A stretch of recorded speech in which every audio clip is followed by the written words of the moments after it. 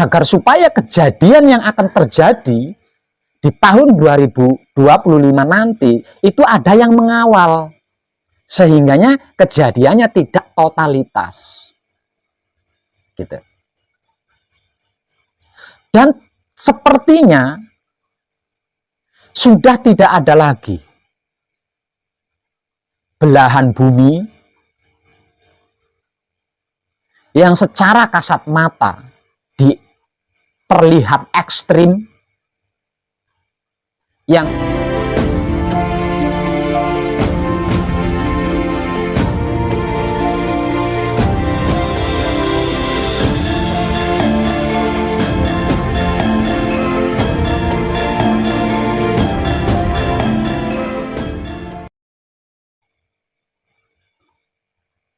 di antara panjenengan semua itu lakunya tidak satu level, tidak satu ranah.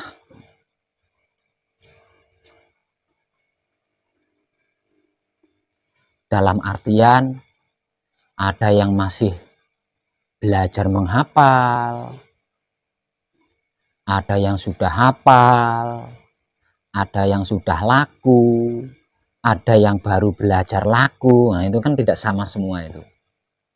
Dan itu pilihan panjenengan sendiri. Itu pilihan panjenengan sendiri. Dan saya tidak peduli itu. Tidak peduli apakah panjenengan sudah ngerti, paham, tahu, dan hafal apa dan bagaimana itu wahyu pancagaib dan wahyu pancalaku, atau belum mengerti, belum paham, belum hafal apa dan bagaimana itu wahyu pancagaib dan wahyu pancalaku.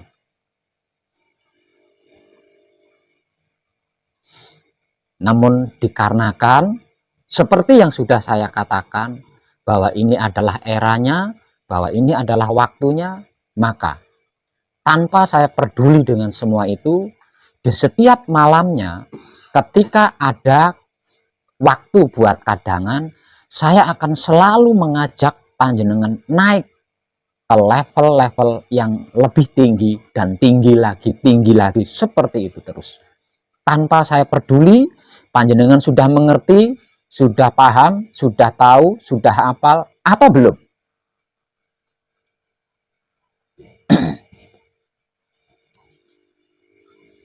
Dan malam ini saya akan mengajak panjenengan naik selevel lebih tinggi dari tingkatan-tingkatan laku suci menuju kelanggengan yang sudah saya motivasikan di hari-hari kemarin.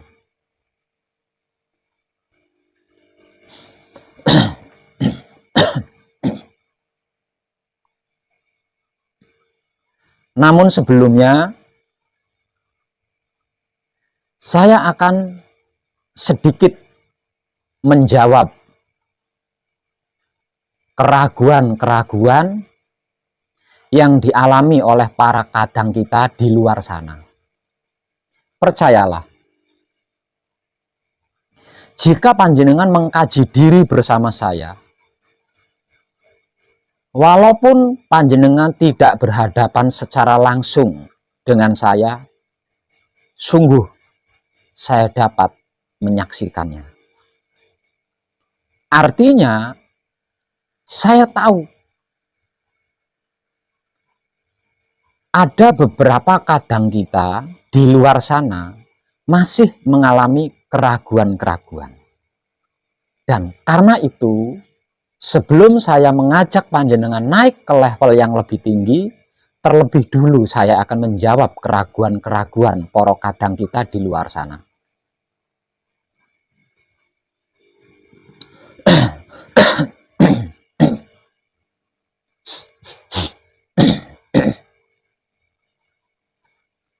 Proses perjalanan wahyu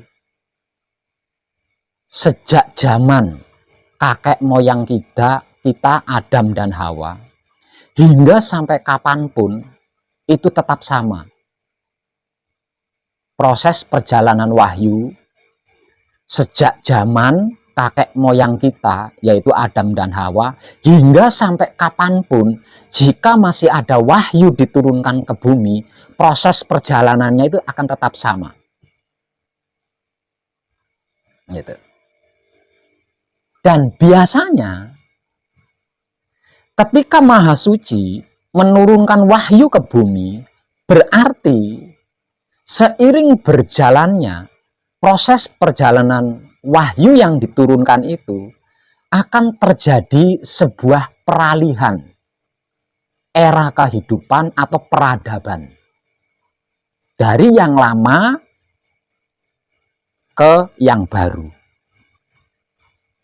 Jika tidak akan terjadi sebuah perubahan peradaban kehidupan makhluk, maka Maha Suci tidak akan pernah menurunkan wahyu. Itu setahu saya. Jadi setiap kali Maha Suci menurunkan wahyu, berarti di marcapada, di dunia ini akan terjadi perubahan atau peralihan era atau peralihan peradaban. Nah, itu sebelumnya Maha Suci menurunkan wahyu dulu. Dan seiring berjalannya proses perjalanan wahyu tersebut,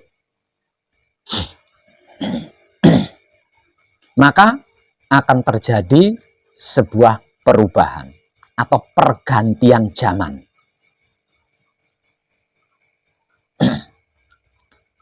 Dan proses perjalanannya itu sama. Sama.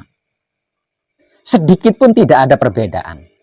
Hanya kisah ceritanya saja yang beda. Namun kejadiannya tetap sama. Dikarenakan di antara kita mayoritas dari kalangan muslim, maka saya ngambil sampel dari kalangan muslim. Seperti wahyu yang diterima oleh nabi-nabi di dalam keyakinan muslim atau kepercayaan muslim. Dan di dalam keyakinan atau kepercayaan muslim, nabi terakhir adalah Muhammad. Nabi terakhir adalah Nabi Muhammad. Dan ketika Maha Suci menurunkan wahyu kepada Nabi Muhammad, nah prosesnya sama dengan wahyu-wahyu sebelumnya dan wahyu-wahyu sesudah itu. Proses perjalanannya adalah sama.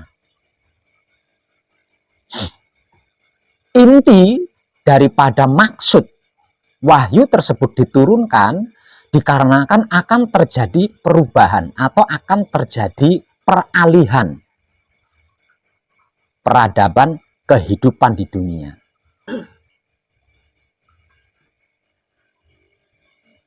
Ketika peralihan atau perubahan peradaban kehidupan ini, jika tidak disertai atau dibarengi dengan wahyu yang diturunkan, maka kejadiannya akan menjadi totalitas yang secara istilah muslim disebut sebagai kiamat. Jika tidak dilandasi dengan wahyu, maka kejadiannya akan fatal. Secara sederhana disebut kiamat. Kiamat dalam arti penghancuran. Jadi dihancurkan dulu, yang sudah ada itu dihancurkan dulu, kemudian diperbaharui. Agar supaya penghancuran ini tidak totalitas, dalam artian orang-orang yang baik masih tetap ada, orang-orang yang bijaksana masih tetap ada, orang-orang yang berkesadaran cinta kasih sayang masih tetap ada, tidak ikut hancur, gitu. Maka diturunkanlah wahyu. Itu kejadiannya sama.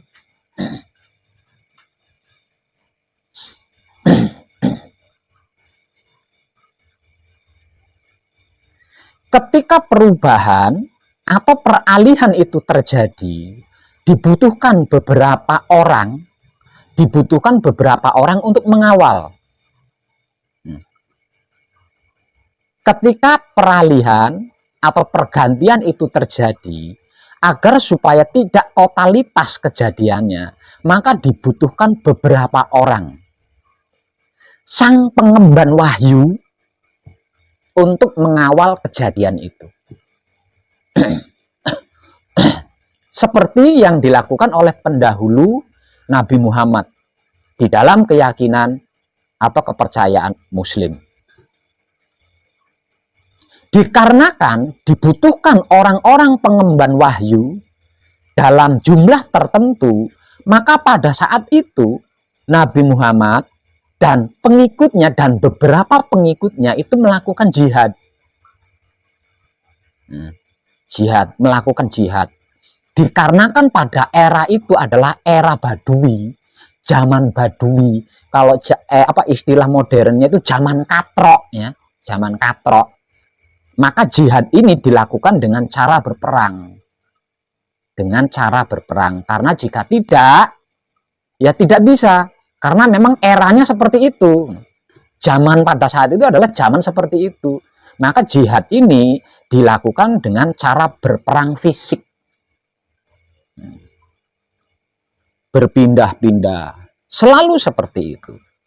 Setelah jumlah yang dibutuhkan cukup, mulai berhentilah jihad ini.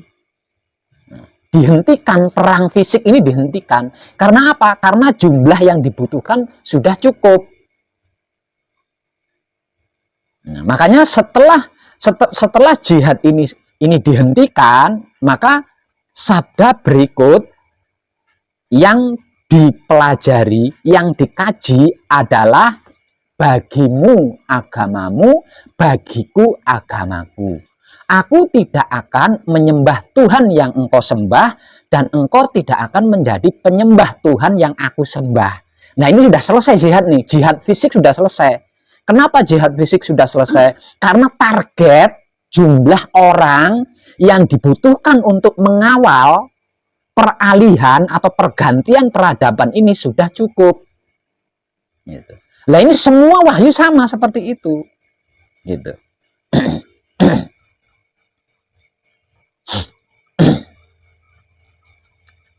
Termasuk wahyu panca gaib itu pun sama, gitu.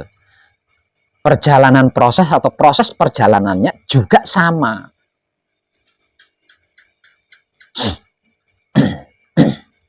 Seperti yang sudah saya informasikan jauh hari sebelumnya, bahwa tidak lama lagi, yaitu di tahun 2025, ini akan terjadi peralihan, akan terjadi pergantian era atau pergantian zaman.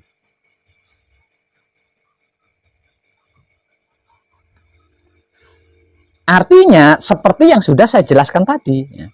Seperti yang saya jelaskan tadi, agar supaya kejadiannya tidak totalitas, gitu loh, tidak totalitas, maka diturunkanlah kesempurnaan wahyu panca gaib, yaitu wahyu pancalaku. Agar supaya kejadian yang menjadi pergantian era atau zaman yang akan terjadi pada tahun 2025 tidak totalitas, maka Maha Suci menurunkan wahyu pancalaku sebagai penyempurna daripada wahyu panca gaib yang seumur dunia ini sudah diturunkan.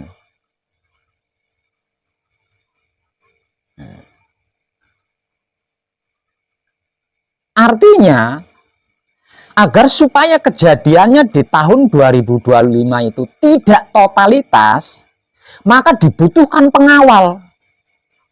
Dibutuhkan pengawal untuk mengawal kejadian tersebut dalam jumlah tertentu. Karena sebab itu, dulu saya melakukan perjuangan memperkenalkan wahyu panca gaib secara universal, mendunia. Apapun saya lakukan untuk mencapai target yang cukup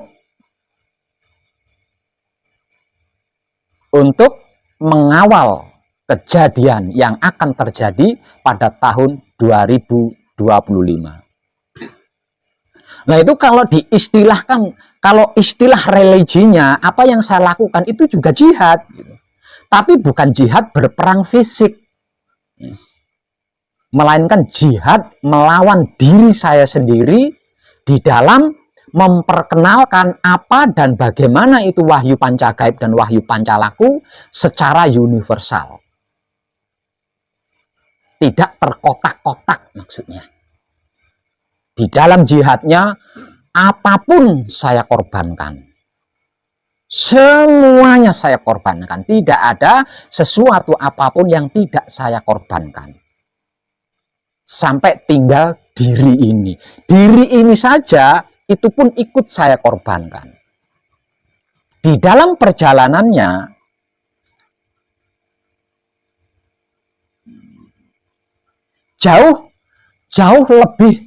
jauh lebih mengerikan dibanding jihad perang fisik.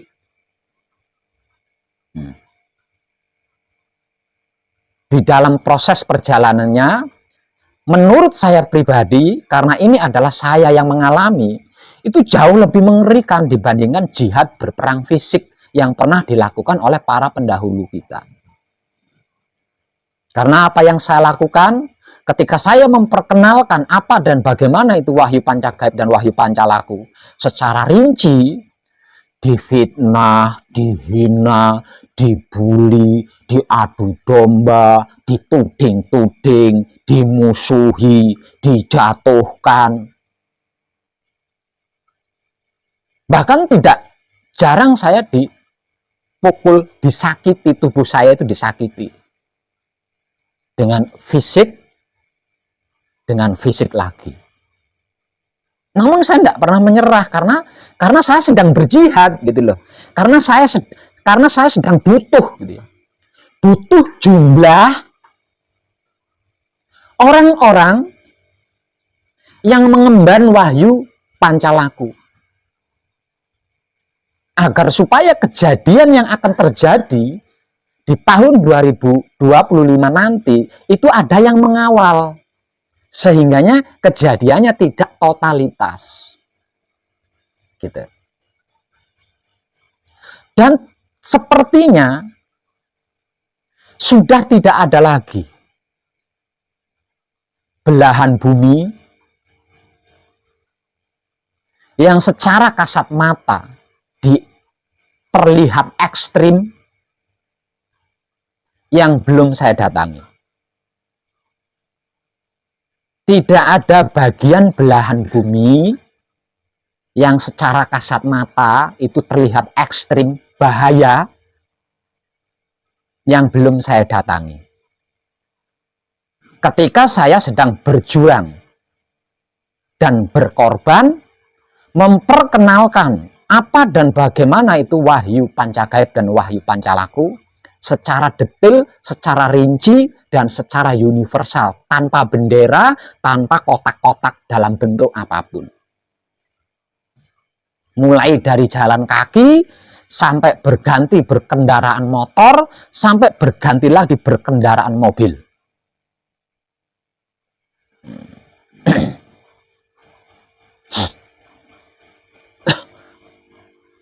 Dan saya dianugerahi keberhasilan oleh Maha Suci untuk mencakup jumlah orang yang dimaksud.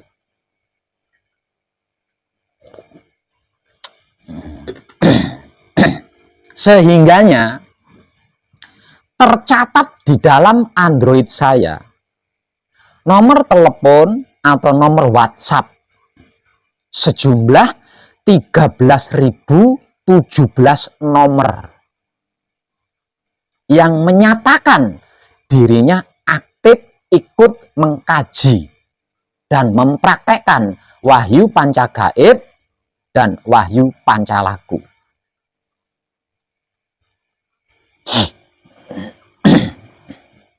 Dari 13.017 nomor yang tersimpan di dalam Android saya, itu ada 7.000 yang benar-benar melakukan secara totalitas. Sedangkan jumlah yang lainnya masih dalam proses. Jadi yang totalitas, yang sungguh-sungguh menjalankan wahyu pancagaib dan wahyu pancalaku seperti yang sudah saya motivasikan, itu berjumlah 7.000. Sudah berstempel. Kalau diawamkan, sudah distempel sebagai putra kekudangane Romo. Ada yang secara langsung, ada yang tidak secara langsung. Nah, jumlah 7.000 putra kekudangane Romo ini adalah target yang dimaksud untuk bisa mengawal apa yang akan terjadi di tahun 2025 nanti. Artinya, saya harus menghentikan, bukan? Jihad ini harus saya hentikan, kan? Maka setelah memasuki tahun 2023, saya berhenti.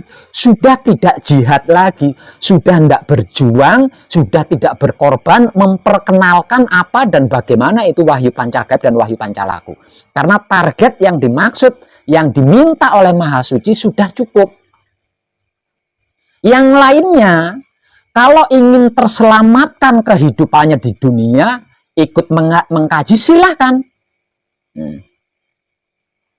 Kalau tidak ingin terselamatkan kehidupannya di dunia, tidak mau mengkaji wahyu pancagaib, juga silakan. Saya sudah tidak banget lagi gitu loh. Saya sudah tidak banget lagi.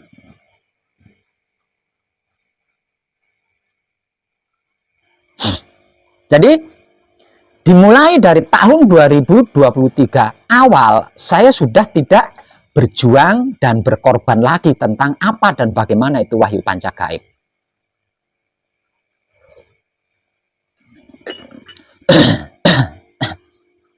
Nah, ini kaitannya, tentang inilah kaitannya dengan para kadang kita yang masih punya keraguan di luar sana.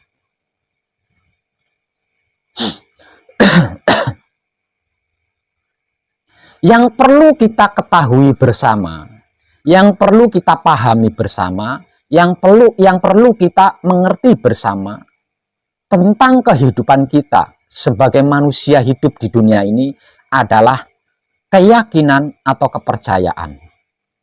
Keyakinan atau kepercayaan ini adalah benang merah yang berhubungan langsung dengan Maha Suci. Selain kepercayaan, selain keyakinan, itu tidak secara langsung hubungannya. Jadi benang merah yang menghubungkan manusia hidup, bukan selain manusia loh ya. Jadi yang menghubungkan antara manusia hidup, benang merah yang menghubungkan antara manusia hidup dengan Maha Hidup adalah keyakinan atau kepercayaan. Jadi siapapun kita, jangan pernah memaksakan keyakinan atau kepercayaan seseorang. Karena jika ini dilakukan, maka panjenengan akan menghadapi atau akan berhadapan dengan hukum hidup atau hukum alam semesta. Kalau itu sampai panjenengan lakukan. Kenapa? Karena keyakinan atau kepercayaan manusia hidup itu tidak akan pernah bisa kalau tidak mengalami sendiri secara pasti dan jelas. Di dogma, di doktrin, model apapun, manusia hidup itu tidak akan pernah bisa percaya, tidak akan pernah bisa yakin kalau belum mengalami sendiri secara jelas dan pasti. Ini hukum alam.